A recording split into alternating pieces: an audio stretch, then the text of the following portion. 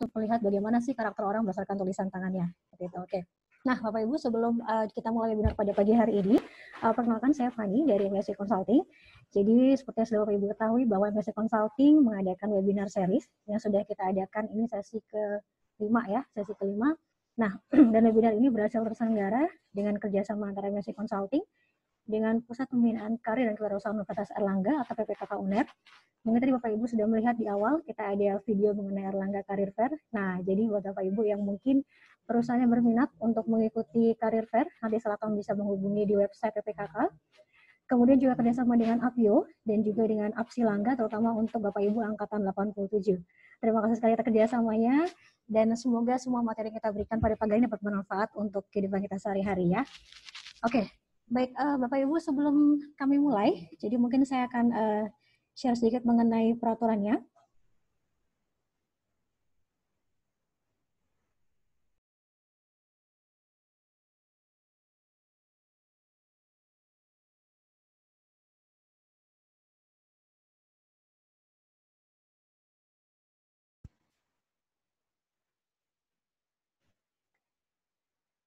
Jadi nggak. Oke. Nah, ini sebelum webinar ini dimulai, yang pertama sini tata tertibnya. Saya mohon Bapak Ibu sekalian untuk tetap menggunakan nama lengkapnya di aplikasi Zoom supaya nanti kalau kita mau berdiskusi supaya lebih enak ya menyebutnya. Nah, kemudian juga nanti saya mohon untuk kameranya diaktifkan, terutama untuk di sesi nanti kita akan ada foto bersama. Jadi tolong jangan meninggalkan sesi ini sampai kita selesai. Kemudian saya mohon juga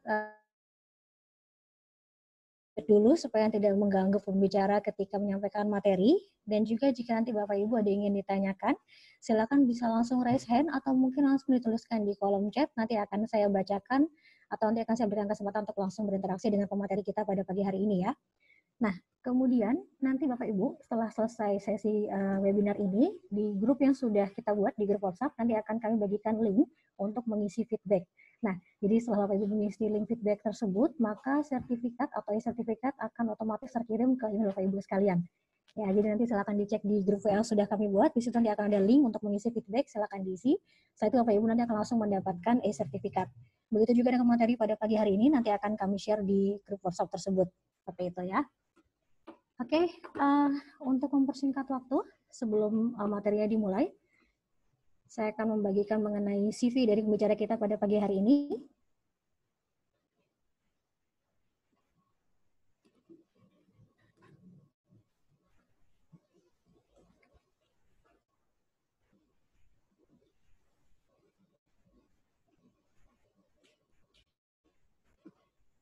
Oke. Ya, jadi pembicara kita pada pagi hari ini adalah Ibu Daru Amertno Dianeswari, yang biasa dipanggil Bu Adin. Saya juga nggak tahu ini dari mana Daru Amertno jadi Adin ya. Oke, jadi Bu Adin ini adalah seorang ibu dari 3 anak yang saat ini sedang berkarya di perusahaan asing.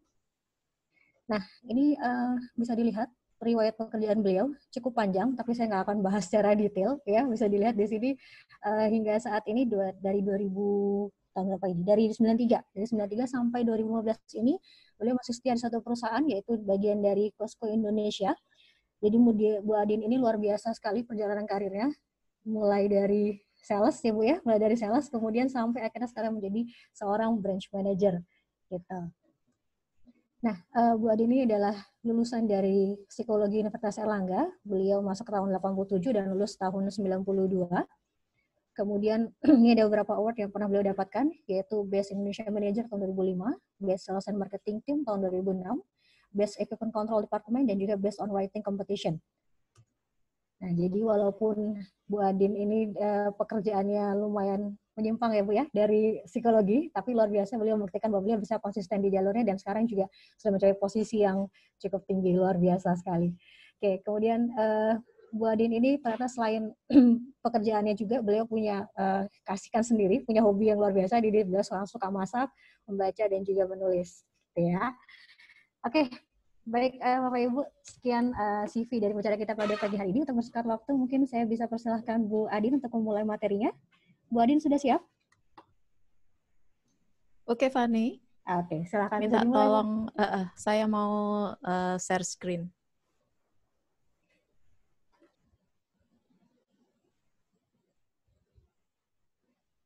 Oke, silakan dicoba Bu Adin, sudah diberikan akses. Oke, sebelum dimulai saya minta untuk di Bapak Ibu silakan diberikan aplaus untuk Bu Adin dulu.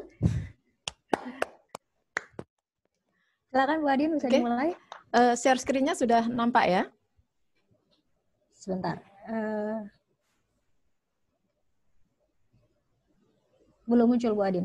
Belum muncul. Ya. Sebentar. Saya coba lagi.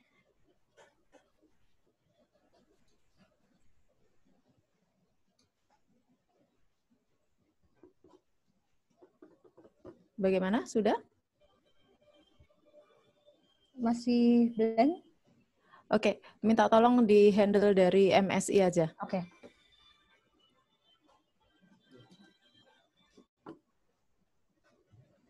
Saya stop dulu dari tempat saya.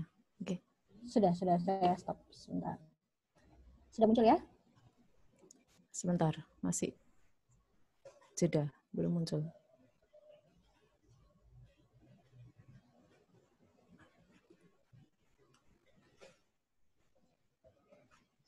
Sudah muncul Bu Adin? Belum muncul, Fani?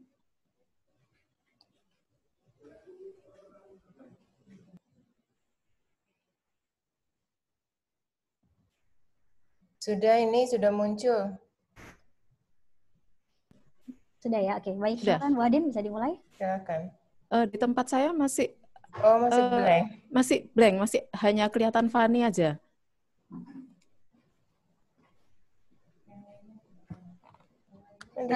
Yang lainnya sudah muncul kan screen share saya? Iya, sudah. Mengenal karakter tulisan tangan. Oke, sudah muncul ya, berarti sudah muncul di yang lain Bu Adin. Oke, sebentar ya, saya coba live dulu, saya join lagi ya Fani ya. Ini kayaknya ada problem sebentar. Tak sebetulnya. Karena pada saat kita berbicara, itu hanya 15-20% saraf otak kita yang aktif. Tapi kalau kita nulis, itu 85-90% saraf otak kita yang aktif. Dan kenapa bukan hanya tulisan tangan? Pada beberapa orang itu dianugerahi kemampuan untuk menulis dengan menggunakan mulut atau menggunakan anggota tubuh yang lain. Jadi kenapa grafologi itu lebih bisa dianalisa dibanding dengan pembicaraan atau cara bicaranya orang ya. Sebetulnya apa sih manfaatnya grafologi itu? Manfaatnya grafologi itu banyak. Antara lain kalau di urusan perusahaan, dia bisa untuk menempatkan seseorang sesuai dengan capability-nya, sesuai dengan kemampuannya. Itu. Kemudian kalau di urusan medis itu bisa membantu untuk indikasi awal keluhan dari yang bersangkutan. Di bidang hukum itu ada grafologi forensik, ada grafonomi, itu sangat membantu untuk ada indikasi untuk memecahkan satu masalah. Ya. Kemudian ada beberapa fungsi-fungsi yang lain dari manfaat grafologi. Ada juga yang beranggapan bahwa grafologi itu kan pseudoscience.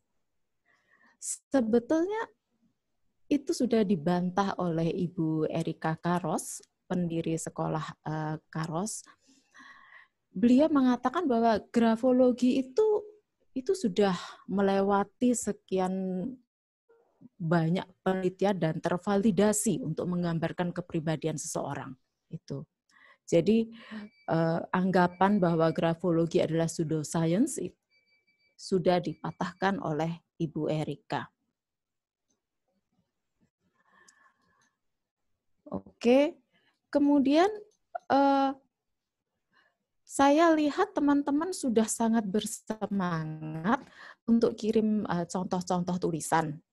Sekarang, contoh-contoh tulisan itu dalam sesi kali ini kita tidak akan membahas satu-satu, tapi minta tolong teman-teman dilihat tulisannya masing-masing, siapkan alat tulis, kemudian nanti saya akan kasih satu indikasi-indikasi, nanti dari teman-teman akan menyimpulkan sendiri. Teman-teman masuk di indikasi mana? Sesuai yang nanti saya sebutkan, item-item yang saya sebutkan. Baik, perintahnya kemarin cukup jelas bahwa menulis di kertas polos, kemudian menulisnya gunakan bolpen, bukan pensil atau spidol. Saya lihat teman-teman sudah oke semua, sudah betul nulisnya, dan kemudian diakhiri dengan tanda tangan, tanggal, dan nama lengkap. Dan sampai ini sesinya mau mulai, masih ada yang kirim tulisan, bukan main semangatnya. Saya terima kasih sekali. Oke, dalam sesi ini, kita harus ingat bahwa yang kita bahas adalah penulisan huruf kecil. Kita punya huruf besar dan huruf kecil. Ya, grafologi ini kita fokus pada huruf kecil. Seperti kita tahu, huruf kecil pada umumnya itu terbagi menjadi 3 zona di grafologi. Zona atas, tengah, dan bawah. Zona atas itu apa? Zona atas itu kalau huruf-huruf yang dia memang punya tiang. Misalnya huruf B, itu kan ada tiangnya. Kita ngomong huruf kecil ya. B, H, K, L, itu ada tiangnya. Semuanya. Zona tengah, itu adalah huruf-huruf yang memang dia fokus di zona tengah. A, I, U, E, O, itu ada di situ semua. W, itu ada di zona tengah. Kemudian zona bawah adalah huruf-huruf yang memang dia punya ekor di bawahnya. Jadi huruf kecil kayak G, Y, J, itu dia punya zona bawah, dia punya ekor di bawahnya. Jadi kita punya 3 zona di grafologi ini. Dan kita hanya bahas sekali lagi adalah huruf kecil. Begitu. Baik, sudah siap semua ya? Di sesi ini saya akan membahas 2 poin. Poin-poin untuk aspek-aspek yang positif dan poin-poin untuk aspek yang negatif. Kita mulai dengan aspek berpikir. Aspek berpikir yang pertama adalah aspek berpikir analitis. Aspek berpikir analitis ini tandanya apa? Kita lihat hanya di huruf N dan M.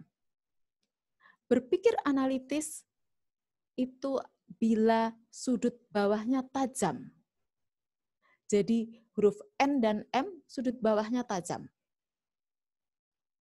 Orang-orang yang seperti ini itu senang menganalisa suatu informasi, mencari alasan di baliknya, kemudian cari hubungan sebab akibat sebelum dia mengambil kesimpulan. Tuh. Contoh tulisannya ada di situ. Coba kita bisa lihat contohnya bahwa yang di bawah adalah sudut tajam. Begitu. Teman-teman sambil dilihat ya tulisannya ya, apakah masuk di aspek berpikir analitis atau nanti aspek berpikir yang lainnya. Kita lanjutkan.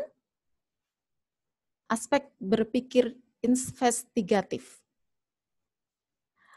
Aspek berpikir investigatif itu sama, kita masih lihat di huruf N dan M, itu sudutnya tajam di atas. Ya, pada aspek berpikir investigatif itu, penulis dia suka melakukan investigasi. Dia tidak mudah percaya pada informasi yang sudah didapat. Orang yang seperti ini paling nggak suka kalau dia katanya dia nggak suka. Dia akan mencoba mencari sumbernya sendiri. Kata siapa? Kata si A. Dia akan datangi si A untuk cari tahu kebenarannya. Itulah orang-orang berpikir investigatif. Kita lanjutkan. Aspek berpikir komprehensif. Masih di huruf M dan N. Kalau komprehensif ini, huruf M-nya itu ditulisnya seperti huruf W, dan huruf N-nya itu seperti huruf U.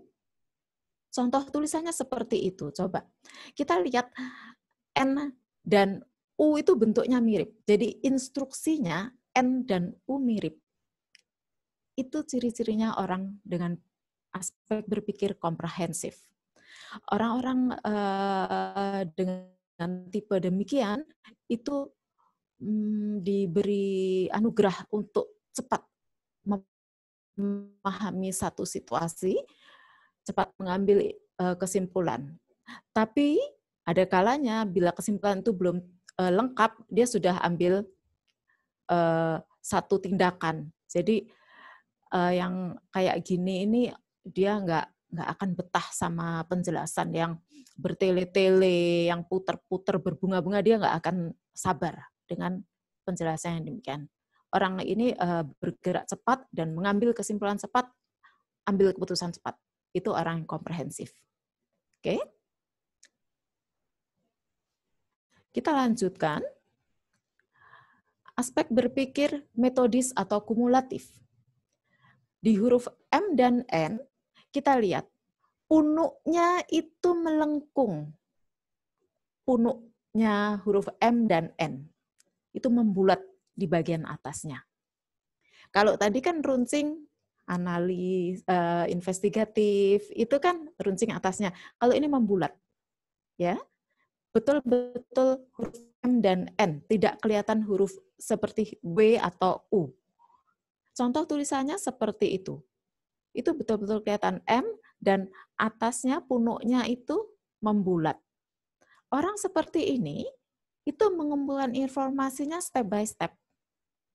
Dia dapat dari sana, dia dapat dari situ, dari pihak lain, itu dia kumpulin dulu, kemudian dia olah secara sistematis, kemudian setelah fakta terkumpul, baru dia ambil kesimpulan. Jadi orang yang kayak gini biasanya memang pengambilan kesimpulannya itu butuh waktu. Oke, dari aspek berpikir, ada 4 aspek berpikir. Teman-teman, sudah dilihat tulisannya masing-masing? Coba dituliskan di kertasnya masing-masing, tulisannya masuk dalam kategori aspek berpikir apa. Sambil ditulis, kita lanjut. Kemampuan konsentrasi. Kemampuan konsentrasi ditandai dengan tulisan yang kecil-kecil. Tulisan yang kecil-kecil seperti apa? Tulisan itu disebut kecil bila ukurannya adalah 2 mm. Biasanya kami menggunakan kaliper ini untuk mengukur tinggi tulisan. Bila di atas 2 mm, kategori yang sedang atau besar. Ya, orang-orang dengan tulisan yang kecil-kecil seperti ini dianugerahi kemampuan konsentrasi yang luar biasa. Dia bisa melakukan satu hal itu untuk konsentrasi dengan jangka waktu yang lama, itu dia sangat betah. Dan orang-orang seperti ini biasanya itu lebih memilih tempat yang sepi, yang dia bisa sendiri, kemudian memecahkan masalah dan tidak terganggu oleh orang lain. Itu orang-orang dengan kemampuan konsentrasi yang tinggi. Saya lihat ada beberapa teman yang punya tulisan kecil, tapi saya lupa namanya. Ada beberapa tulisannya kecil-kecil gitu, rapi. Itu kemampuan konsentrasinya tinggi. Baik. Kemudian selanjutnya adalah attention to detail. Attention to detail, kita lihat hanya di huruf I dan J. Huruf I dan J yang dilihat apanya? Yang dilihat titiknya. Titik itu kalau selalu ada di I dan J, itu dikategorikan dia adalah attention to detail. Ya, jadi ini mudah ya, attention to detail, bahwa orang-orang yang kategori ini itu memperhatikan sesuatu secara detail. Jadi dia micromanage itu. Ini orang-orang kayak gini itu cocok banget untuk kerjaan-kerjaan yang butuh detail, ketelatenan, misalnya kayak merajut gitu, kemudian hal-hal yang kecil-kecil gitu, itu orang kayak gini sangat cocok, ya. Sambil dilihat tulisannya teman-teman, saya lihat ada beberapa yang attention to detailnya cukup tinggi. Baik, kemudian kita lanjut ke tulisan sambung versus tulisan lepas. Tulisan sambung, kita tahu ya, tulisan sambung itu artinya dari huruf ke huruf itu tersambung, ya, ada sambungannya, nggak putus-putus gitu. Kalau tulisan sambung ini, dia penulisnya itu suka proses, dia punya kemampuan untuk mengaitkan satu hal dengan lainnya. Itu kayak gini orangnya. Dan dia punya kemampuan relasi sosial itu yang alami, yang natural, tidak dibuat-buat. Itu biasanya orang-orang seperti ini. Masih ingat dulu mungkin zamannya kakek nenek kita atau orang tua kita, itu banyak yang tulisannya tulisan sambung. Dan kita lihat kebanyakan dari beliau-beliau itu punya relasi sosial yang bagus. Jadi ramah, kemudian dia welcome gitu ya ke orang-orang sekitarnya. Itu ciri-cirinya orang yang demikian. Kita lanjutkan dengan tulisan lepas. Tulisan lepas, seperti ini contohnya. Yang dimaksud tulisan lepas adalah satu huruf dengan yang lainnya itu tidak ada koneksinya. Biasanya orang-orang yang suka sesuatu yang instan, itu tulisannya adalah tulisan jenis ini. Orang-orang yang seperti ini itu mengerjakan pekerjaannya satu persatu. Tapi tulisan lepas ini itu juga ada indikasi sebagai sifat individual. Ya. Oke. Itu adalah tanda-tanda positif dalam tulisan tangan. Teman-teman sudah bisa mengindikasikan tulisannya sendiri-sendiri ya. Sekarang kita lanjut ke tanda-tanda negatif. Tanda-tanda negatif yang pertama adalah narrow-mindedness. Narrow-mindedness. Indikasinya ada di huruf E. Kita tahu E itu normalnya adalah E yang ada lubangnya, tengahnya. E-nya bolong. Ya, E. Tapi pada orang-orang yang narrow-minded, E-nya tidak ada lubangnya. Coba kita lihat tulisannya, contohnya di situ. E-nya tidak ada lubangnya. Orang-orang dengan narrow-mindedness itu dia seperti pakai kacamata kuda. Dia tertutup akan pendapat orang lain. Jadi kalau kita menemui orang-orang narrow-mindedness, kita bekal sabarnya itu harus banyak. Karena meskipun kita ngomong berbusa-busa, kalau dia tidak membuktikan, dia nggak kena di kejadian itu sendiri, dia tetap tidak akan percaya. Jadi memang bekal sabar harus banyak kalau ketemu orang seperti ini, ya. Berikutnya adalah argumentatif. Orang-orang dengan argumentatif ini kita lihat indikasinya dari huruf P. Huruf P itu yang normal itu kan ini tiang, kemudian ini begini huruf P-nya ya. Nah, pada orang-orang argumentatif, itu dia sisakan tiang di atasnya. Begini. Jadi ada sisa di atasnya.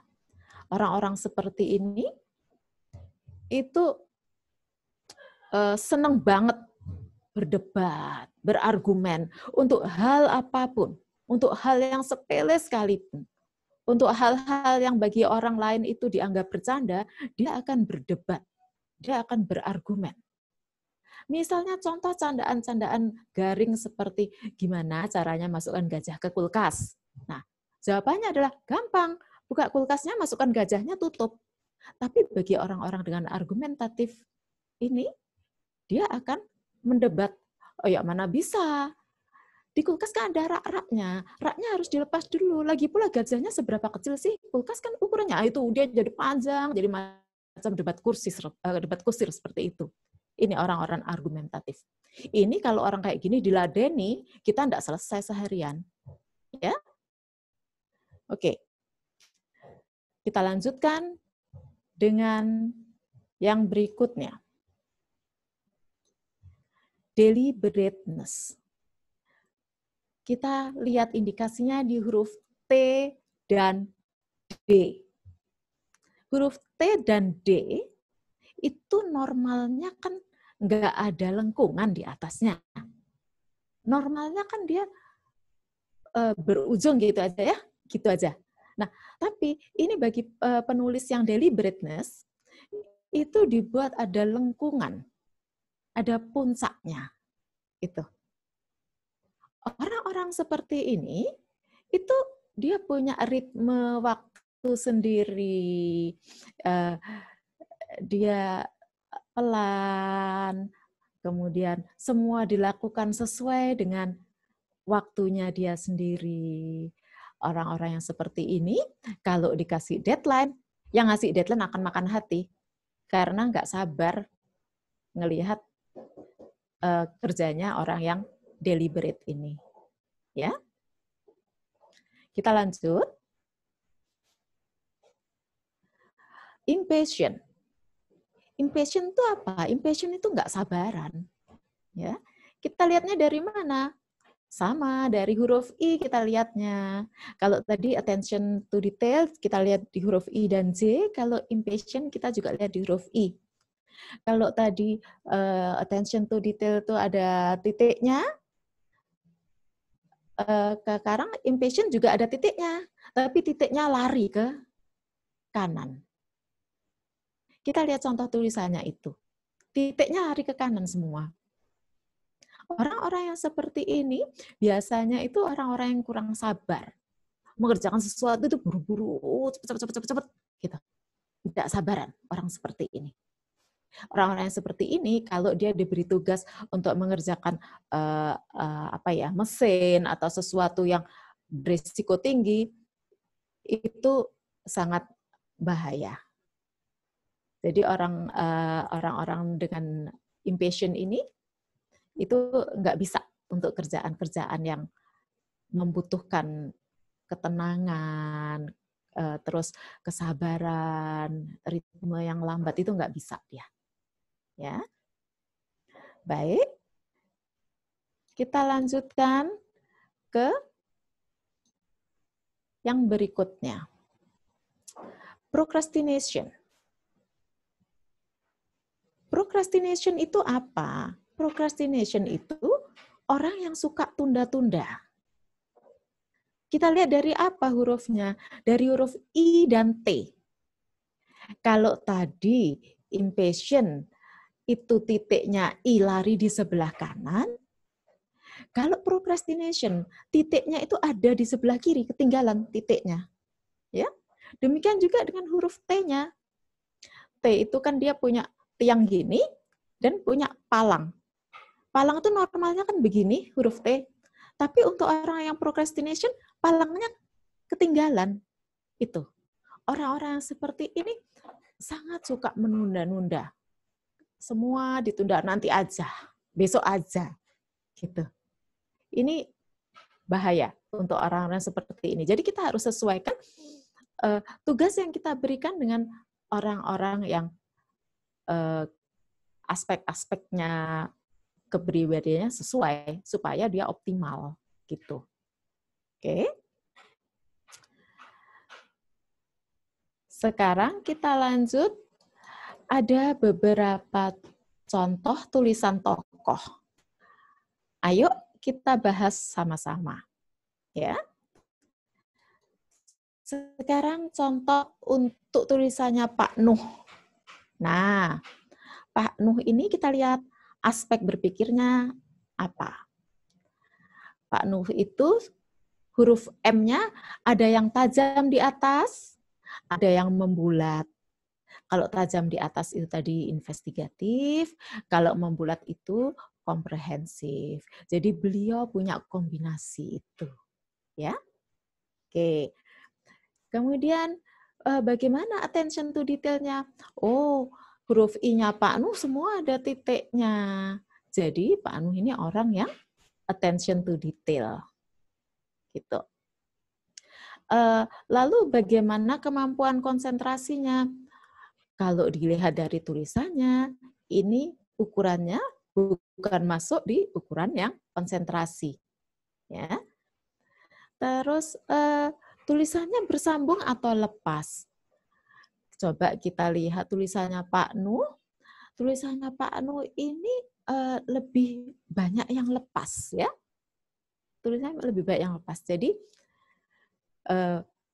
ini kayaknya tulisan sambungnya malah hampir nggak ada.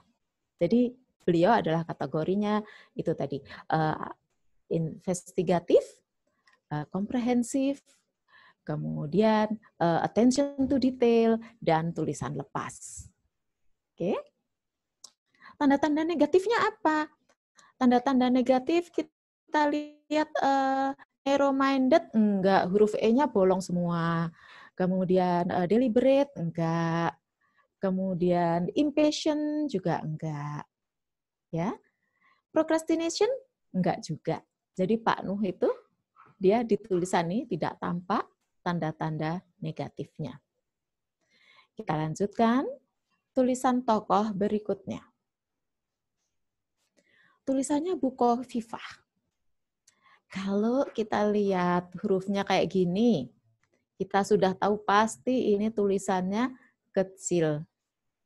Jadi yang Bukoviva ini masuk kategori orang yang punya kemampuan konsentrasi tinggi. Ya. Kemudian aspek berpikirnya masuk di kategori apa? Aspek berpikirnya kita lihat huruf M-nya itu membulat di atasnya, ya, enggak bersudut. Jadi dia membulat gitu. Jadi dia adalah masuk di komprehensif ya. Kumulatif ya. Tuh. Terus kita lihat ada attention to detail. Oh ya, Bukoviva attention to detail semua. Ini ada titiknya semua. Tuh. Lalu sekarang kita lihat untuk aspek negatifnya. Aspek negatifnya ini ada beberapa huruf E yang tertutup, ya. Ada beberapa huruf E yang tertutup, tapi ada juga yang terbuka. Jadi itu ada kombinasinya beliau itu. Kemudian kita lihat tulisannya itu tulisan sambung semua. Jadi Bukoviva itu seperti kategori orang-orang dengan tulisan sambung, dia punya relasi sosial itu bagus, Bukoviva ini. Kemudian untuk aspek yang lain kita lihat ada deliberate-nya nggak ada ya. Procrastination-nya ada sedikit procrastination-nya. Ya. Tapi ini kan tulisannya sedikit. Kita kalau mau analisa itu tulisannya harus banyak, nggak bisa sedikit kayak gini. Karena kalau sedikit kayak gini jadinya nggak valid analisanya. Ya. Oke. Dari Bu Khofifah kita lanjut ke tokoh berikutnya. Tokoh berikutnya ada Pak Ma'ruf Amin. Pak Ma'ruf Amin kelihatan kan tulisannya tajam-tajam ujungnya. Itu jadi aspek berpikirnya, dia masuk ke aspek berpikir analitis dan investigatif. Itu bisa combine analitis dan investigatif. Bisa combine dengan aspek berpikir yang lainnya. Kita lihat beliau ini tulisannya runcing-runcing, tajam-tajam gitu ya. Jadi aspek berpikirnya analitis investigatif. Kemudian attention to detail.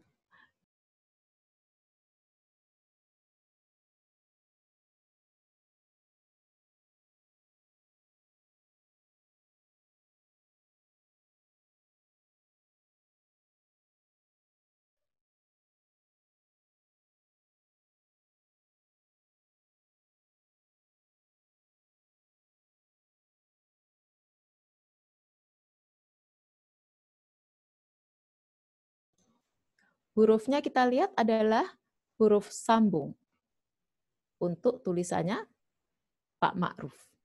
Ya. Jadi sama seperti Bu Khofifah tadi, Pak Ma'ruf Amin ini punya kemampuan relasi sosial yang bagus. Ya. Kemudian kita lihat lagi tulisannya beliau ini ukurannya kalau kita lihat di atas 2 mm ya. Jadi bukan masuk di kategori kemampuan konsentrasi tinggi. Kalau kita lihat aspek negatifnya untuk narrow-mindedness-nya enggak ya, karena E-nya semuanya hampir semuanya ada lubangnya ya. E-nya Pak Ma'ruf ini. Kemudian kita lihat untuk deliberate-nya juga enggak ada, procrastination-nya juga enggak ada, argumentatifnya juga enggak ada. Oke, jadi ini Pak Ma'ruf ini kategorinya aspek berpikirnya itu tadi, analitis, investigatif, kemudian karena narrow-minded-nya nggak ada, berarti beliau open-minded. Ya. Kemudian tidak ada indikasi-indikasi negatif di tulisan tangannya. Oke? Saya rasa dari saya materinya sudah cukup itu. Kita bisa lanjutkan bila ada pertanyaan. Oke, baik. Terima kasih Bu Adin. Pemaparannya sudah cukup panjang tadi ya. Oke, Bu Adin ini kebetulan sudah ada pertanyaan nih dari Bu Mira. Jadi untuk orang yang nggak biasa nulis, Bu, sama yang nggak biasa nulis itu apakah, yang biasa nulis dengan yang nggak biasa nulis, apakah akan ada bedanya? Soalnya mungkin kalau nggak biasa nulis kan tangannya jadi lebih kaku seperti itu. Kira-kira ada bedanya nggak, Bu Adin? Sebetulnya nulis dan nggak biasa nulis itu sama aja ya, karena sebetulnya tulisan itu adalah produk alam bawah sadar kita. Jadi bukan karena biasa nulis atau nggak biasa nulis.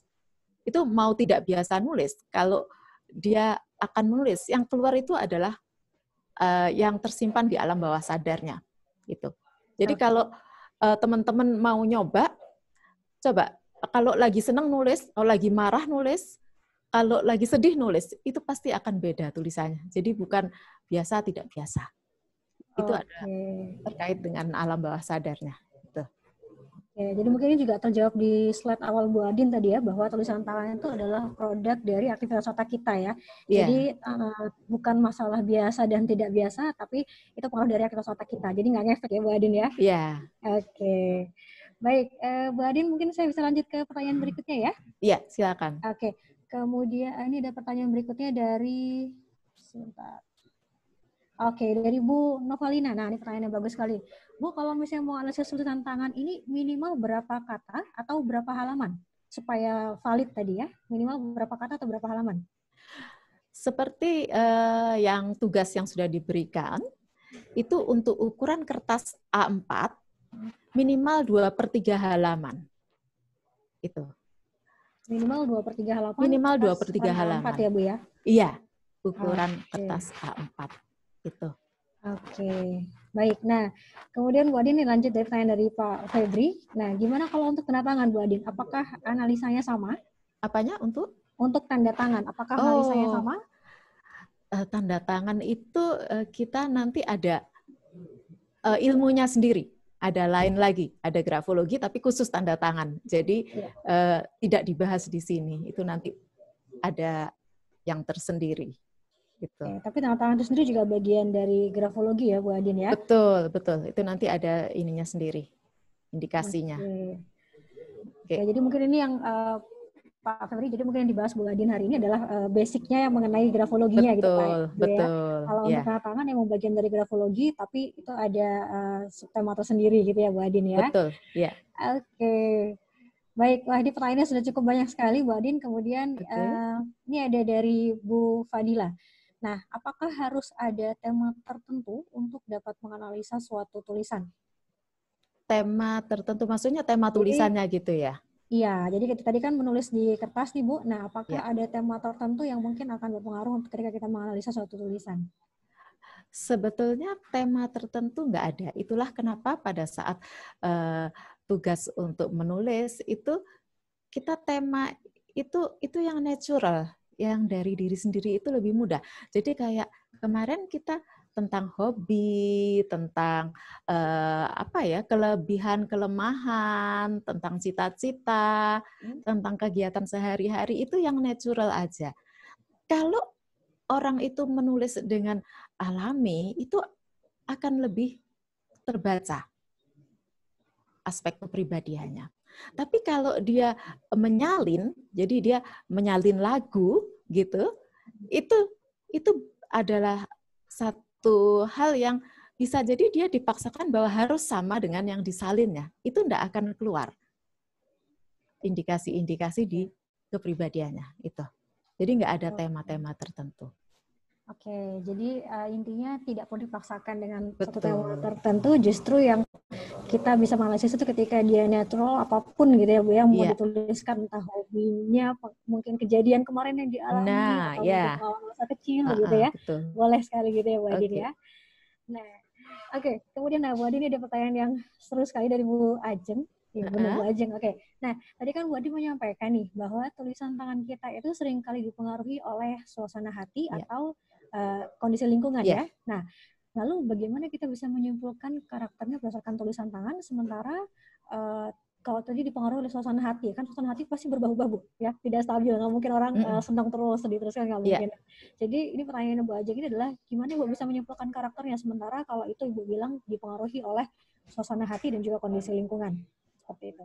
Oke, yang perlu kita ingat di sini, tanda-tanda yang kita bahas tadi, itu adalah tanda-tanda utama yang hampir pasti muncul di situasi apapun.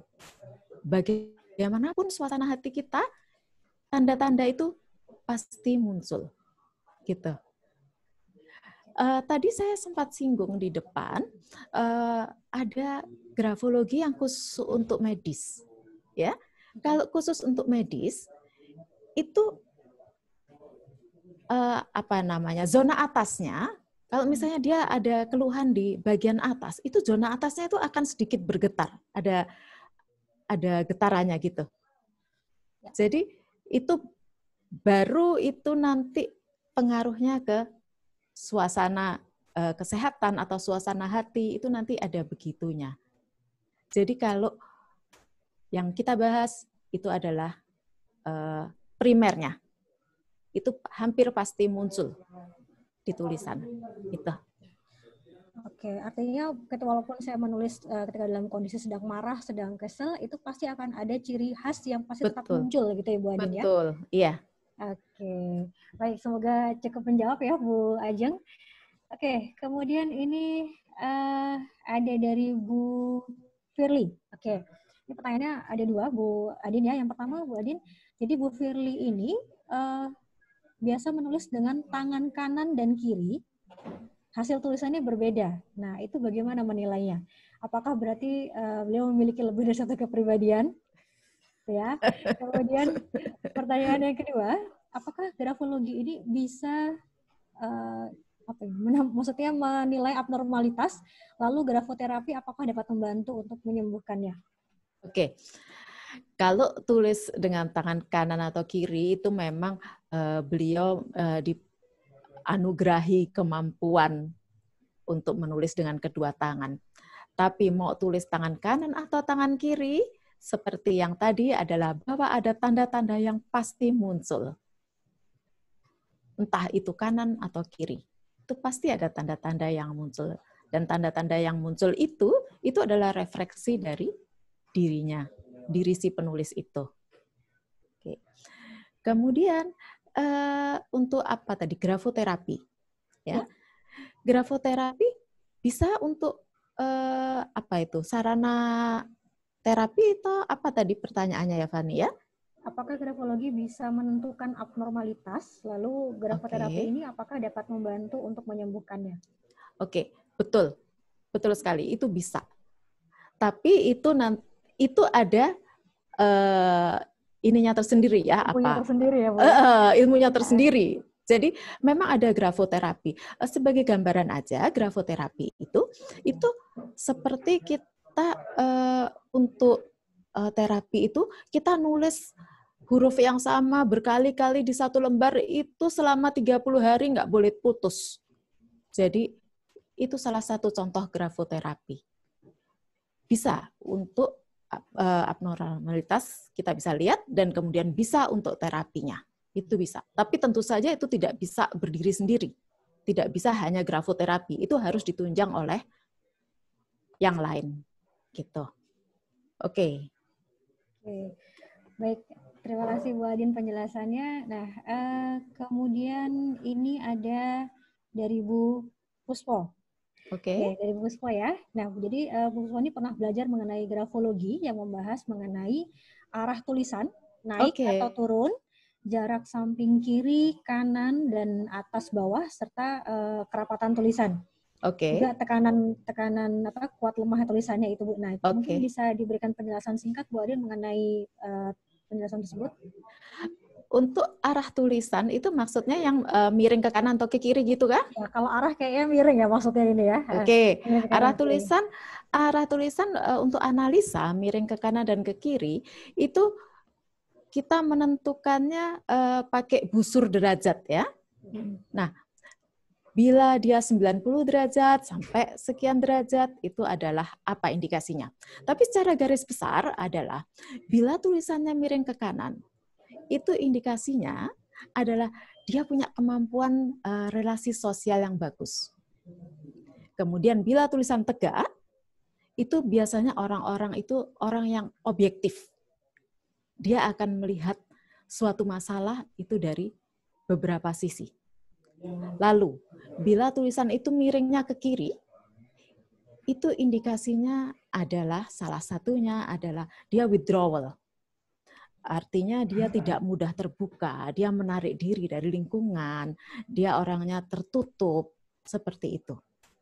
Kemudian untuk tekanan tulisan itu kita juga ada beberapa tekanan tulisan. Kalau teman-teman lihat di kertas yang ditulis itu, coba diraba baliknya. Kalau terasa tulisannya itu teraba ya, ada benjolan-benjolan bekas tulisan, sekuat apa?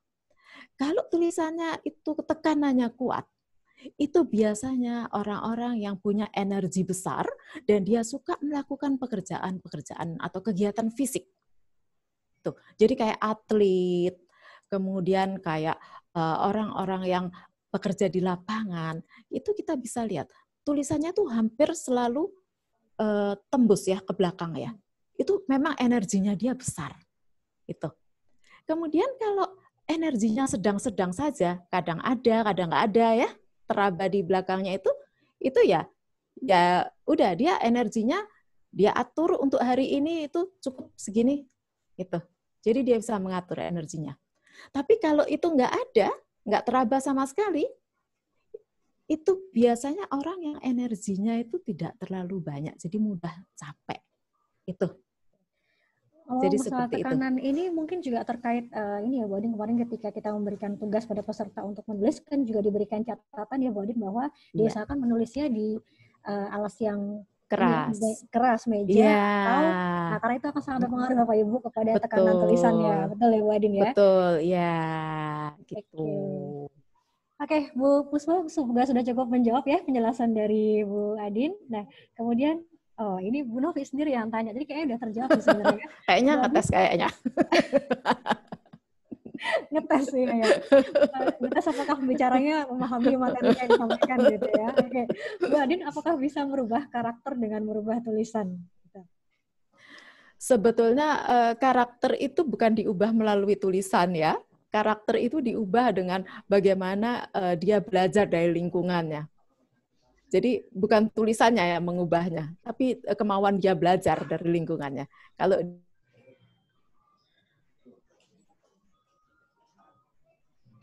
hilang suaranya ya. Oke, Bu Adin, sepertinya Bu Adin ke disconnect. Mohon tunggu sebentar Bapak Ibu.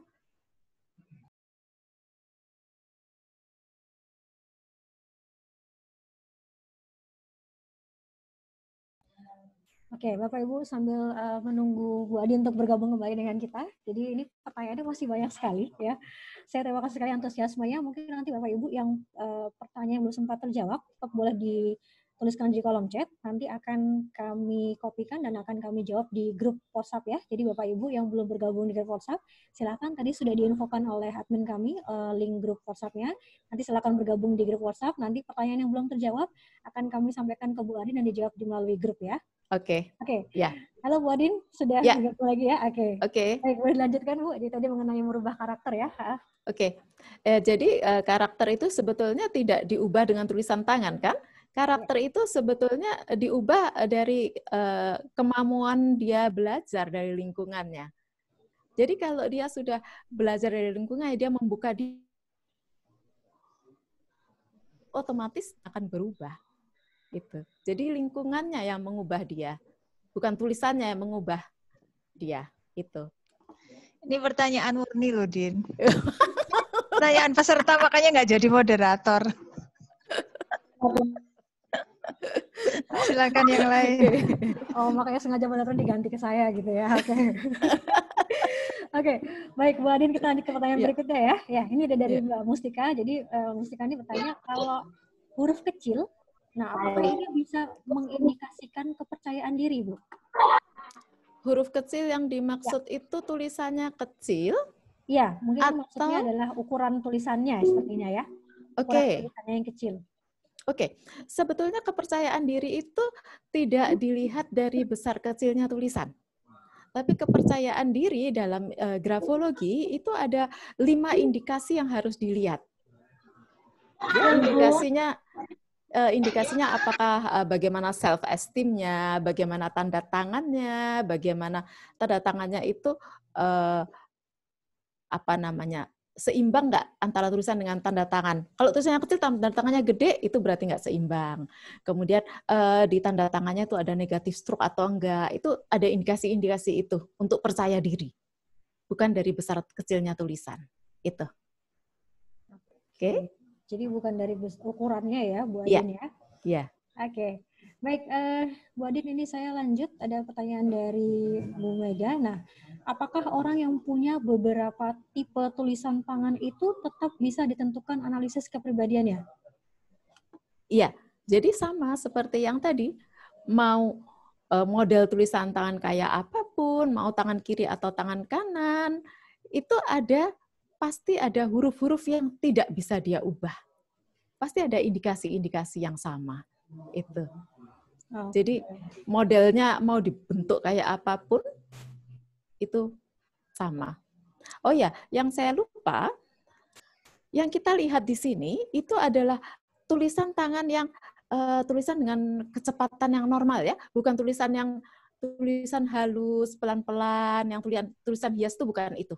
Ini tulisan normal, tulisan sehari-hari gitu. Oke. Baik, jadi mungkin ini mirip seperti tadi ya, Bu Adin, kalau nulis dengan tangan kanan maupun kiri, artinya akan tetap ada pola tertentu yang akan muncul gitu ya, yang konsisten muncul Betul. baik di tulisan yang tangan kanan maupun tangan kiri. Ini sama Iya. ya seperti itu ya Bu Adin ya. Betul. Jadi ada konsistensi polanya di situ ya. Betul. Ya. Oke. Baik, kemudian ini ada dari Pak Syahrul Bu Adin. Nah, Oke. untuk cara menulis huruf alfabet dari waktu TK sampai saat ini akan mengalami perubahan ya, karena mengikuti perkembangan sekitar. Apakah perkembangan ini dalam perubahan mengubah karakter atau tetap pada karakter awal saat menulis, Bu Adin? Sebetulnya coba diingat-ingat ya. Kita itu berubah dari waktu ke waktu. Ya, mungkin kita dulu zaman SMA itu suka nggak sabaran gitu. Kemudian sering bertambahnya usia kita lebih sabar. Kemudian zaman SMA itu kita suka segera ambil keputusan gitu ya, emosinya tinggi, suka apa udah maunya segera hantam gitu. Tapi seiring bertambahnya waktu kan kita akan makin bijak untuk menyikapi keadaan. Jadi tentu saja hal-hal yang berubah di lingkungan kita itu kan kita mau untuk belajar ya, dari misalnya dari SMA ke kita yang sekarang itu akan beda karakternya. Itu pasti akan tulisan kita akan berubah gitu. Jadi seperti yang tadi, jadi kalau kita mau membuka diri untuk belajar, untuk berubah, ya tulisan tangan kita akan berubah. Itu.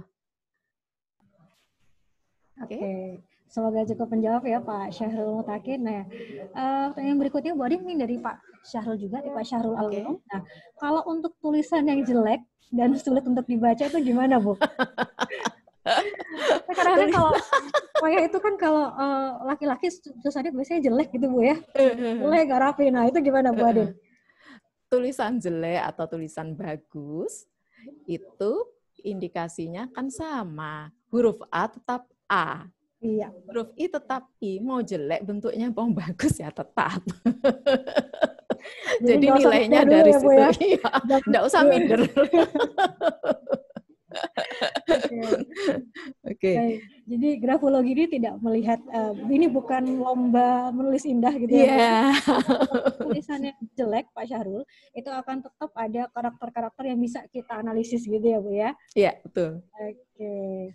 Baik, ini pertanyaannya mirip nih Pak Nur Rohim. Jadi sebenarnya kayaknya banyak sekali penasaran Bu Adin mengenai perubahan karakter ya, karena mungkin kita merasa bahwa dari kita kecil sampai sekarang itu tulisan kita kan pasti akan berubah-ubah. Jadi mungkin pada penasaran, jadi apakah saya berubah-ubah gitu? Apakah saya mengenai berubah-ubah?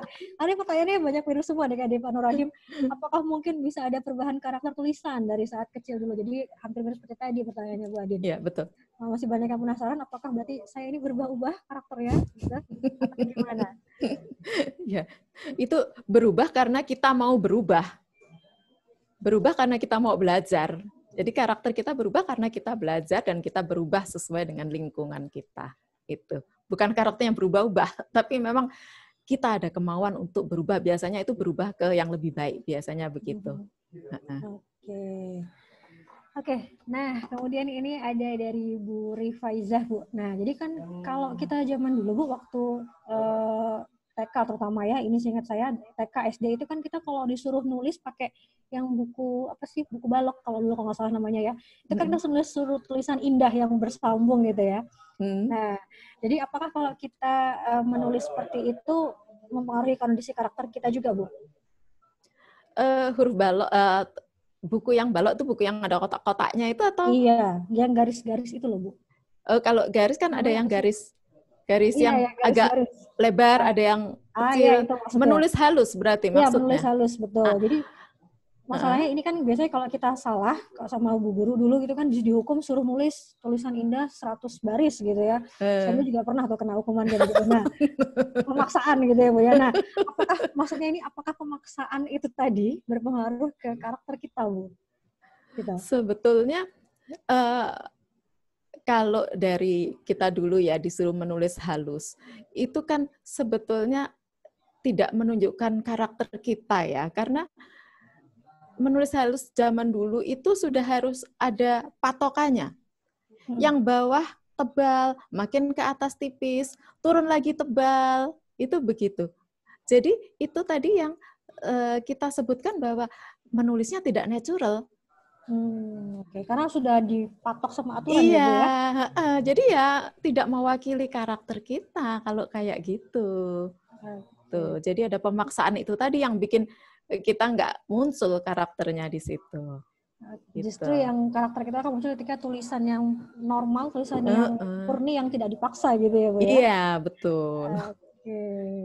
Baik, semoga cukup menjawab ya, Bu Rifaiza. Oke. Nah, kemudian Bu Adin ada pertanyaan lain. Mm-mm. Apakah ada versi-versi lain dari grafologi selain yang dibahas oleh Bu Adin pada pagi hari ini? Atau materi ini hanya satu-satunya hasil penelitian tentang tulisan tangan?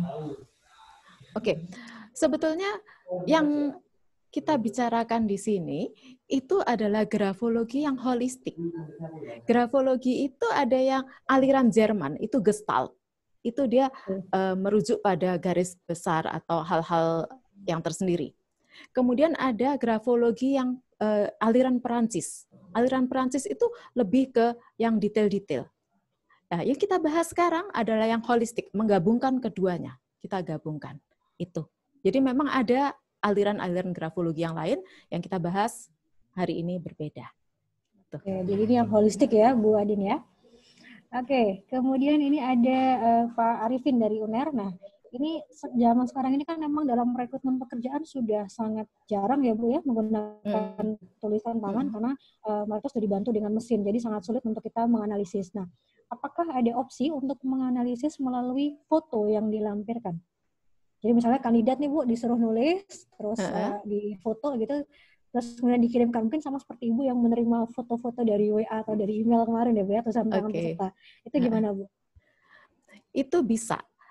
Jadi bisa dalam bentuk foto itu, tapi memang tidak bisa seakurat kalau kita melihat tulisan yang sebenarnya.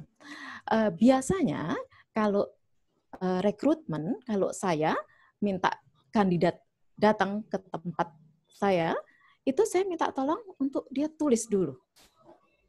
Setelah itu baru saya lihat. Jadi saya betul-betul dapat contoh tulisan tangan yang asli dari dia. Jadi bukan yang di foto itu. Jadi kita masih bisa analisa dengan foto, tapi hasilnya tidak bisa seakurat kalau kita punya yang asli. Oke, jadi Pak Arifin kalau mungkin berminat pelajari grafologi lebih lanjut, itu bisa ya Bu digunakan untuk rekrutmen, tapi harus hati-hati karena memang ada banyak hal yang tidak bisa kita lihat. Contoh paling gampangnya aja adalah tekanan ya Bu ya. Betul. Dari foto kita kan nggak bisa tahu tuh tekanannya ini seperti apa, karena nggak kelihatan di bawahnya apakah tulisannya nyeplak gitu atau enggak, itu kan nggak kelihatan ya. Oke, jadi masih bisa digunakan Pak Arifin dengan foto, tapi harus hati-hati ya, karena memang tidak bisa seakurat ketika kita melihat langsung tulisan tangannya, begitu ya Bu Adin ya? Iya.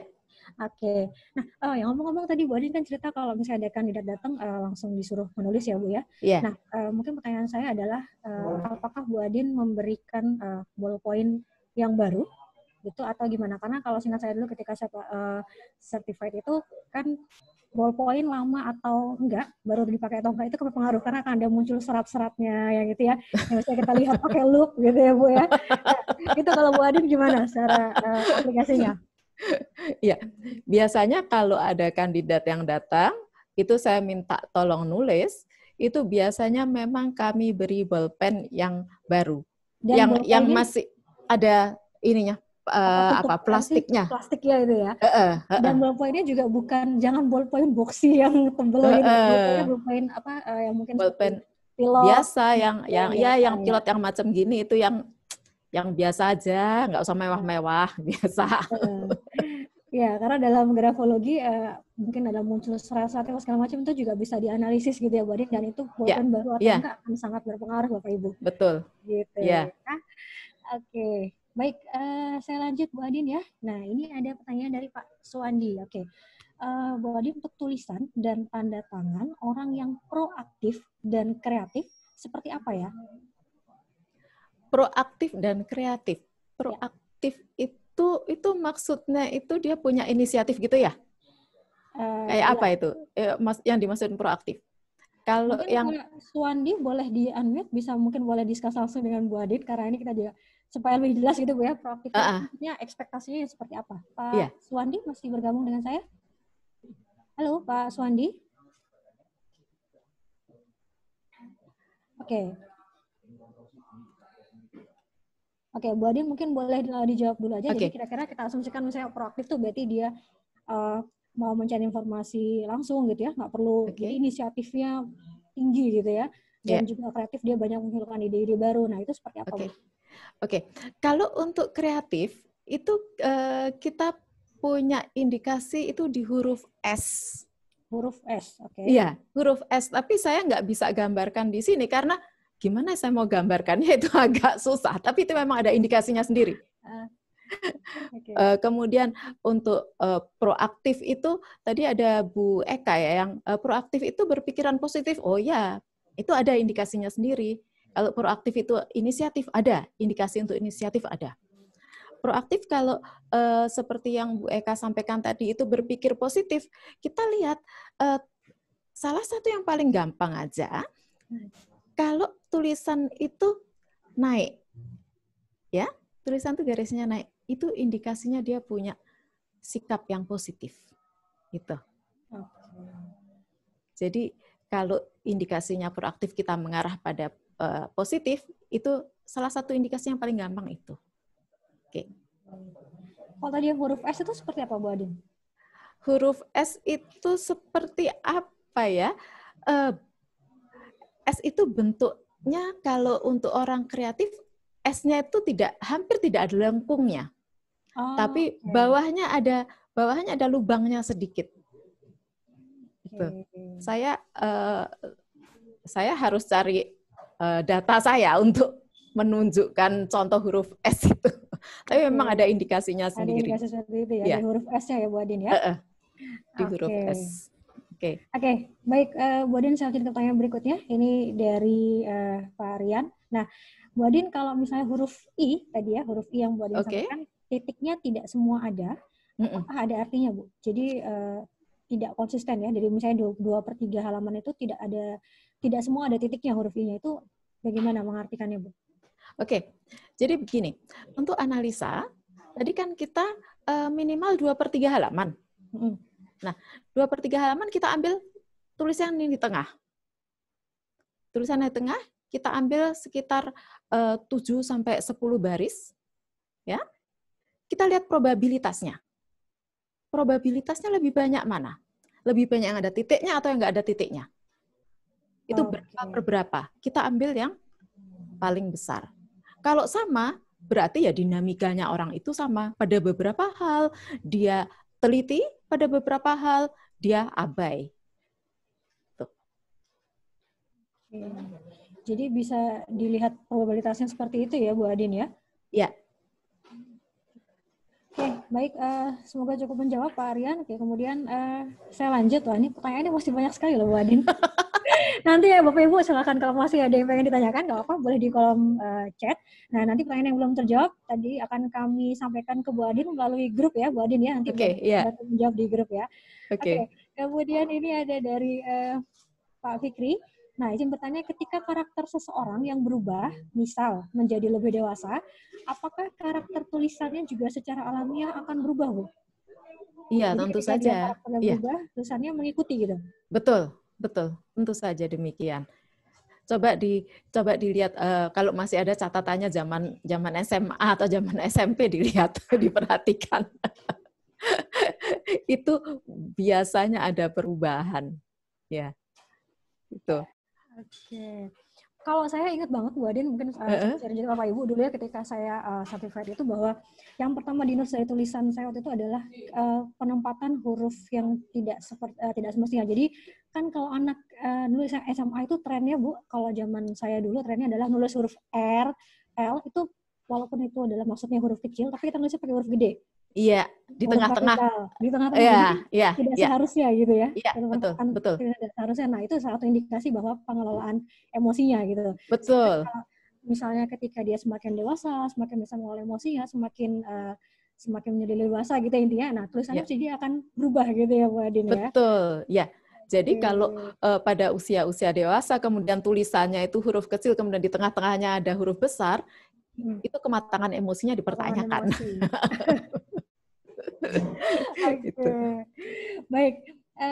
Kemudian ini ada dari Pak Teguh. Nah, Bu Adin, apakah bisa tidak karena alasan pulpen atau alas yang tidak nyaman itu mempengaruhi tulisannya? Oh, bisa banget. Sangat bisa ya. Tadi udah kita bahas sedikit ya Bu Adin ya. Ya. Oke, jadi bahkan Pak pulpen tadi sudah saya sampaikan bahwa pulpen itu baru atau lama digunakan itu juga akan berpengaruh gitu ya. Alas tekanannya itu pasti akan berbeda ya Bu Adin ya. Betul. Gitu. Jadi itu sangat mempengaruhi. Makanya kalau mau menganalisis dengan mendekati perfect, nah itu diusahakan pulpennya juga yang baru, alasnya pun juga yang keras ya, Keras. yang seperti meja gitu ya. Ya. Oke, baik. Nah, kemudian ini ada pertanyaan lagi, Bu Adin dari Pak Arifin. Bu, selain menganalisa tulisan, bagaimana menganalisa gambar? Oh, ini membahas gambar, menganalisa gambar yang biasanya cenderung anak-anak balita yang bertujuan untuk identifikasi bakat minatnya. Nah, itu gimana caranya? Kalau gambar kayaknya kita mesti ke psikotes ya, itu kayak host 3 person itulah, itu di situ. Kalau saya tulisan deh. Itu yang Beda HTP itu ya. urusannya si Fani deh. Beda konteks dengan grafologi ya Bu Adin ya. Iya. Iya. Baik, mungkin nanti Pak Arifin kalau masih penasaran nanti kita bisa discuss Japri ya Pak ya. Iya, dengan MSI langsung. Iya, dengan MSI langsung. Oke. Baik, Bu Adin, ini ada lagi pertanyaan sebenarnya hampir mirip dengan tadi ya. Jadi dari Pak Ken, jika dulu saat kecil saya memiliki tulisan tangan bersambung, nah, namun pada saat SMP, karena guru saya tidak bisa baca tulisan bersambung, saya terpaksa menulis tulisan pisah. Terpaksa ini Bu ya. Sehingga sampai menjadi terbiasa menulis tidak bersambung. Apakah hal ini berarti kehidupan sosial saya juga tidak sebaik dulu? Gitu. Oke. Sebetulnya relasi sosial itu tidak hanya ditentukan dengan tulisan bersambung. Ya, itu banyak indikasi-indikasi lain. Tapi indikasi yang paling mudah yang saya sampaikan tadi adalah indikasi tulisan sambung. Ya, betul. Jadi sebetulnya sekarang tulisannya nggak sambung, itu tidak menunjukkan bahwa dia relasi sosialnya tidak bagus. Itu bukan demikian. Banyak indikasinya. Itu. Oke. Baik, jadi Bapak Ibu, sebenarnya kalau untuk menganalisa tulisan tangan itu tidak hanya part per part, huruf per huruf. Betul. Ada banyak gitu Bu ya, kayak tadi mungkin sempat dibahas mengenai kerapatan, kekemiringan dan segala macam. Nah, dan itu akan menjadi suatu gambaran yang holistik. Ya, jadi sebenarnya tidak bisa hanya satu part kemudian kita menyimpulkan gitu ya Bu Adin ya. Karena itu harus dibahas secara holistik. Itu bahkan dulu kalau saya membuat analisis satu tulisan tangan itu bisa sampai tiga lembar, ada banyak poin tabel yang harus kita lihat gitu ya Bu Adin ya. Betul. Oke. Baik, kemudian ini dari Bu Rifaiza lagi. Nah, untuk menganalisis aspek kepribadian seseorang, apakah bisa hanya satu saja dari tangan atau disandingkan dengan alat tes yang lain, Bu? Tentu saja harus disandingkan dengan alat tes yang lain, ya. Kalau mau dapat hasil yang akurat. Kalau yang tadi kita sampaikan adalah kita mau pakai grafologi ini di bidang apa? Kalau kita mau pakai di perusahaan, kita akan lihat kapabilitasnya orang ini, kekuatannya di mana, itu yang kita pakai. Jadi grafologi untuk beberapa bidang tertentu itu sudah cukup. Tapi kalau mau melihat yang lebih luas lagi, harus ada pendukungnya. Oke, aku lihat pendukungnya. Jadi sebenarnya konsep dasarnya adalah semakin kita ingin punya hasil yang lebih akurat, maka data yang digunakan pun juga bukan data tunggal gitu ya Bu Adin ya. Betul, iya. Oke. Baik, kemudian Bu Adin ada pertanyaan lagi dari Pak Rizkon. Nah, apakah tingkat pendidikan memiliki pengaruh Bu terhadap kualitas tulisan tangan? Jadi misalnya kalau lulusan SD sama SMA gitu, apakah itu akan berpengaruh Bu? Sebetulnya lulusan SD atau SMA itu nggak ngaruh ya, kan sama-sama tulisan tangannya ya. Jadi indikasinya ya sudah sama. Cuman nanti kalau diajak ngomong yang agak levelnya agak tinggi sedikit, itu mungkin yang lulusan SD-nya nggak bisa connect gitu. Tapi untuk tulisan tangan itu ya sama aja. Gitu. Oke. Jadi sebenarnya mungkin bukan kata kualitas ya Bu ya sebenarnya betul. Jadi kayak tadi mungkin yang disampaikan Bu Adin, kalau kita lihat bahwa dengan pendidikannya SD, SMP, SMA pasti akan beda cara penangkapannya gitu ya, cara menangkapnya, pola pikirnya akan berbeda sehingga mungkin tulisannya pun juga pasti akan berbeda gitu ya Bu ya. Oke. Nah, kemudian itu pertanyaan menarik Bu dari Bu Widya. Oke. Bagaimana dengan menganalisa tulisan anak-anak? Apakah bisa membentuk karakter anak tersebut ke depannya dengan analisa sedini mungkin, Bu? Anak-anak itu anak-anak yang umur berapa? Nah, karena anak-anak itu kan kalau dia masih katakanlah usia SD, itu bisa jadi tulisannya itu kan tidak sempurna ya. Huruf-hurufnya itu tidak sempurna. Pada umumnya, grafologi ini itu bisa digunakan untuk analisa bila dia usianya sudah di katakanlah sekitar SMP gitu. Itu sudah bisa dipakai. Tapi tentu saja itu tidak akan bisa berlangsung lama hasil analisanya, karena pada usia-usia SMP kemudian sampai SMA itu kan perubahannya dia cepat. Nah itu tidak bisa untuk jangka waktu yang lama. Oke, jadi menurut Bu Adin lebih better itu kalau mau analisanya lebih tepat itu mulai SMP gitu ya Bu ya, dari SMP ya? Kalau SD kan masih banyak bentuk huruf yang tidak sempurna. Itu kalau kita menilai dari situ itu nggak fair. Oke, karena masih sangat bisa berubah dengan cepat gitu ya Bu ya? Betul. Jadi lebih baik ketika SMP, nah itu baru kita mulai menganalisis gitu ya? Iya, betul. Oke. Baik, nah kemudian ini saya lanjut ya Bu Adin dari pertanyaan Bu Wiwin. Nah, bagaimana kalau dalam tulisan saya memiliki hampir semua kategori tanda-tanda negatif pada tulisan tangan? Apakah akan berpengaruh dengan karir saya ke depannya, Bu? Sebentar, kalau tanda-tanda negatif tulisan tangan, kemudian pengaruh dengan karir, itu sebetulnya itu kaitannya bukan di situ. Kenapa kita bahas tanda positif dan negatif? Kita bahas tanda positif supaya kita tahu kekuatan kita di mana. Kalau kita tahu kekuatan kita di mana, berkaryalah di bidang itu.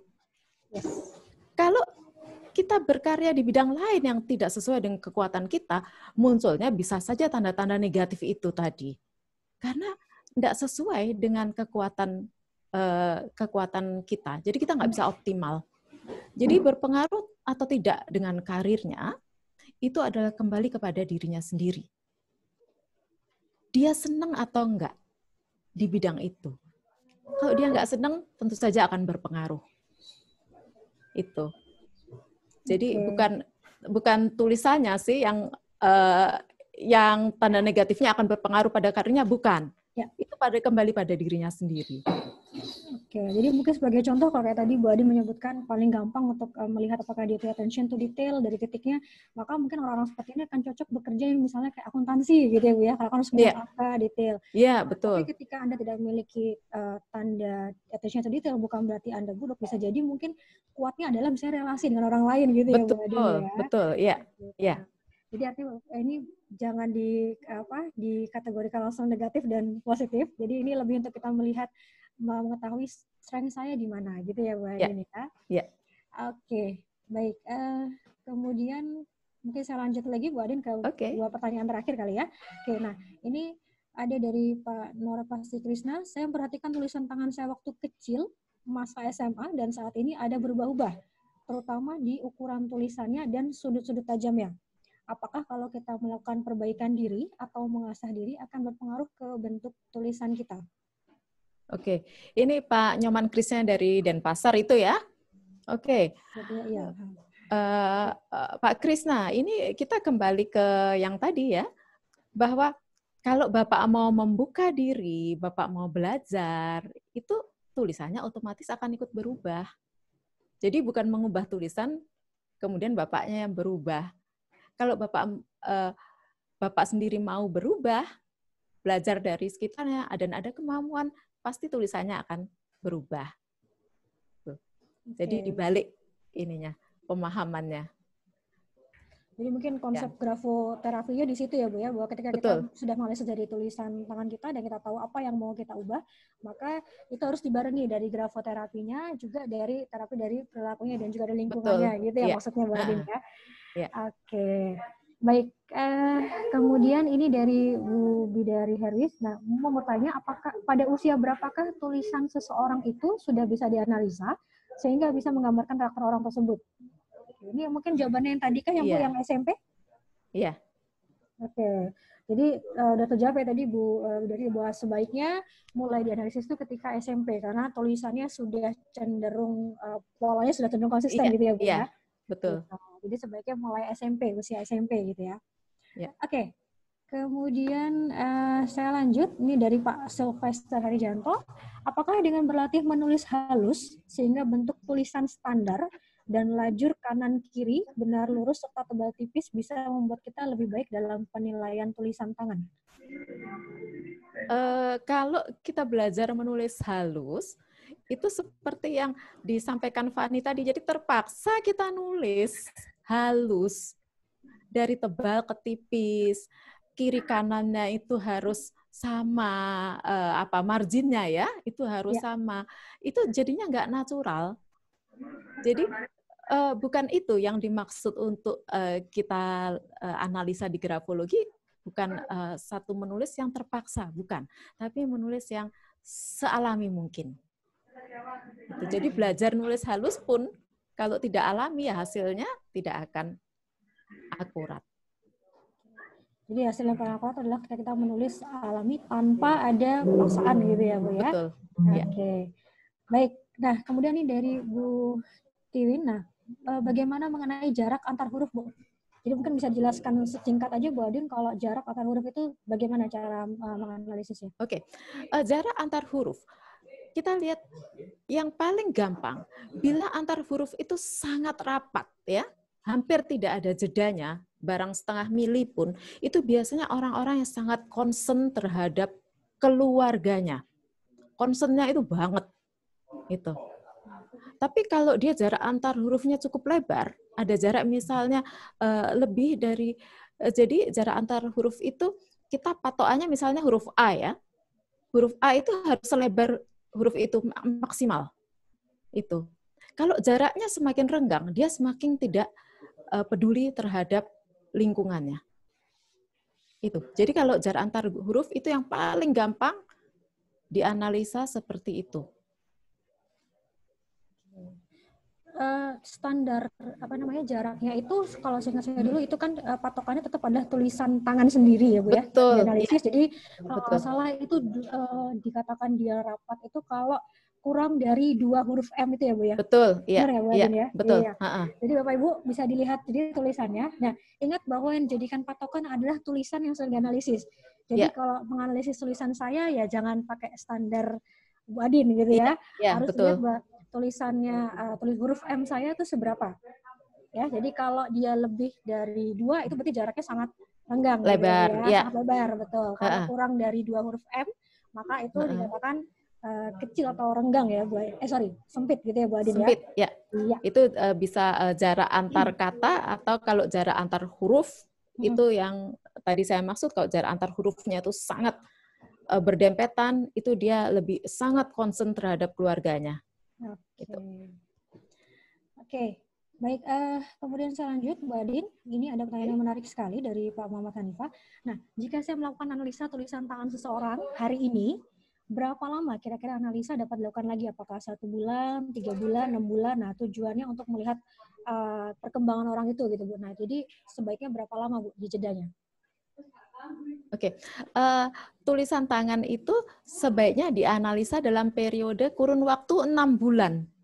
6 bulan ya? 6 bulan, karena lepas dari 6 bulan, biasanya orang itu sudah mulai berubah. Dia akan belajar. Dia akan menyesuaikan diri dengan lingkungannya, itu akan ada perubahan. Jadi itulah sebabnya kenapa PR tulisan tangannya ada tanggalnya. Jadi supaya kita tahu, tanggal segini, nanti kalau 6 bulan lagi kita lihat lagi. Gitu. Baik, jadi intinya kalau menganalisis hari ini, kemudian ingin melanjutkan lagi analisisnya, dilakukannya 6 bulan lagi aja gitu ya. Jadi untuk melihat apa sih perubahannya, perkembangannya seperti apa, itu 6 bulan lagi gitu Bu ya. Betul. Oke, baik. Mungkin ini pertanyaan terakhir ya. Saya lanjutkan terakhir dari Bu Nesya. Apakah ada beda arti antara tulisan yang memakai huruf kecil dengan huruf kapital atau bahkan kombinasi kecil dan kapital? Oke, ini mirip seperti yang diinfokan Fani tadi, yang Fani cerita. Kalau nulisnya itu harusnya di tengah-tengah kalimat adalah huruf kecil semua Kecil semua. seharusnya ya. Pakemnya itu begitu, tapi di tengah-tengahnya ada huruf kapital. Ini adalah indikasi kematangan emosi. Jadi kalau usia biologisnya, misalnya dia seharusnya sudah dewasa, tapi tulisannya masih demikian, itu kalau misalnya kita mau rekrut orang, itu kita biasanya harus hati-hati dengan orang yang demikian. Karena pada umumnya dia akan mencoba untuk break the rule. Itu kita harus hati-hati. Jadi monitoringnya harus sangat ketat untuk orang-orang yang kombinasi tulisan kecil dan besar dalam satu kalimat. Itu. Nah, tapi itu kan tadi kalau besar kecil tidak beraturan, Bu Adin. Kalau yang dia menulisnya kapital semua? Kapital semua itu indikasinya adalah ada indikasi apa ya? Tension ya, ketegangan dalam diri orang itu. Jadi dia bawaannya itu waspada terus itu. Dan kurang bisa menempatkan diri gitu ya, Bu Adin ya? Iya, itu tension itu. Iya, oke. Jadi bisa dilihat kalau yang tulisannya kapital semua. Kapital semua. Gitu ya, terus kombinasi kecil dan kapitalnya tidak beraturan. Nah, jadi indikasinya seperti itu gitu ya, Bu ya? Oke, baik Bapak Ibu. Wah, ini luar biasa, Bu Adi. Ini pertanyaannya masih puluhan yang belum terjawab. Masih banyak sekali. Tapi karena waktunya ini sudah jam 10:30 ya. Jam 10:30. Bapak Ibu, nanti pertanyaan yang belum terjawab, nanti akan kami catat dan kami sampaikan ke Bu Adi melalui grup. Jadi nanti bisa dijawab oleh Bu Adi melalui grup ya. Oke. Nah, kemudian nanti untuk materinya sendiri, nanti akan kami share di grup WhatsApp. Jadi bagi Bapak Ibu yang belum bergabung, silakan diklik di linknya tadi sudah di-share di kolom chat. Nanti di situ akan langsung tergabung ke WhatsApp grup kami dan nanti akan kami share materinya di situ. Dan nanti juga di grup WhatsApp akan ada link untuk mengisi feedback pada webinar hari ini. Dan setelah mengisi nanti akan langsung mendapatkan sertifikat. Seperti itu ya. Oke, baik Bu Adin, saya terima kasih sekali materinya yang luar biasa menarik dan saya rasa sangat aplikatif ya. Jadi Bapak Ibu tadi bisa langsung menganalisis tulisan sendiri, bisa langsung dipraktekkan gitu ya. Nah, nanti kalau Mas ada yang mau tanya-tanya, mungkin nanti boleh japri juga ya Bu Adin ya. Boleh. Oke. Baik, Bapak Ibu, sebelum mengakhiri webinar hari ini, saya mohon kesediaannya untuk mengaktifkan kameranya karena kita akan berfoto bersama. Silakan diaktifkan dulu kameranya semuanya.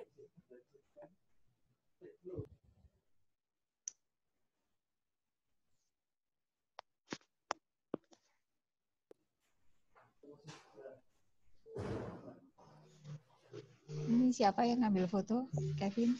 Ya, dari Kevin.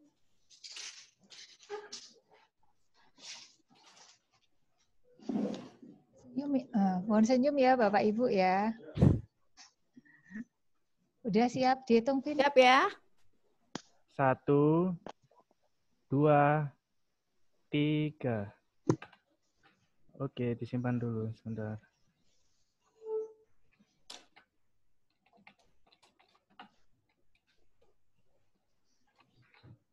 Sudah. Sudah. Selanjutnya, oke. Ada berapa layar lagi? 1, 2, 3. Oke.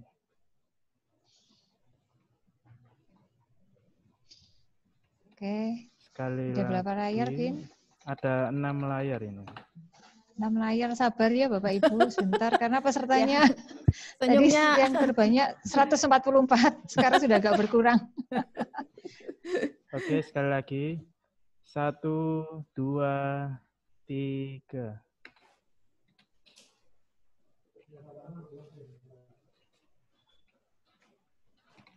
Oke, lagi layar keempat ya. Sekali lagi. Mas Alvin. 1, Sudah? 2, 3. 3. Oke. Oke, selesai. Oh, udah selesai. Oke. Oke, terima kasih Bapak Ibu sekalian, terima kasih Bu Adin. Terima kasih teman-teman Jadi semua. saya menyimpulkan tadi yang pertanyaan saya sendiri, kalau tulisan tangan itu kan orang bisa mengatakan itu tulisan otak ya. Jadi kayak misalnya otak itu adalah komputernya, maka tulisan tangan itu adalah printernya gitu ya. Apa yang kita tulis itu yang kelihatan hasilnya gitu ya. Yang dikatakan tadi tulisan bawah sadar. Ya. Terima kasih banyak Adin, Terima kasih, sharingnya Novi. luar biasa. Bapak Ibu yang sudah terlibat semoga mendapatkan manfaat maksimal dari kegiatan ini. Nanti setelah ini akan di grup kita akan kirimkan formulir feedback, mohon bisa diisi karena nanti setelah mengisi itu sertifikat akan dikirimkan ke email address masing-masing. Jadi mohon dituliskan juga nama yang benar karena nanti kita nggak akan ngedit, nama akan sesuai dengan yang dituliskan oleh teman-teman masing-masing di email yang di feedback tersebut. Kemudian untuk yang selanjutnya minggu depan mungkin Fani mau menginfokan. Ya, dan Bapak Ibu jangan lupa bahwa webinar series minggu depan ini materinya nggak kalah seru. Jadi minggu depan akan ada dengan Bu Dian Pranawati. Kita akan bahas tentang melepas dengan hati. Gitu ya. Jamnya masih sama, jam 9 sampai dengan jam setengah 11 pagi. Jadi silakan Bapak Ibu untuk mendapatkan informasinya, silakan bergabung di grup WhatsApp yang sudah kami siapkan. Nanti untuk link materi rekaman acara ini tadi, Bapak Ibu bisa dapatkan di grup. Jadi nanti kita akan share informasinya di WA grup kita.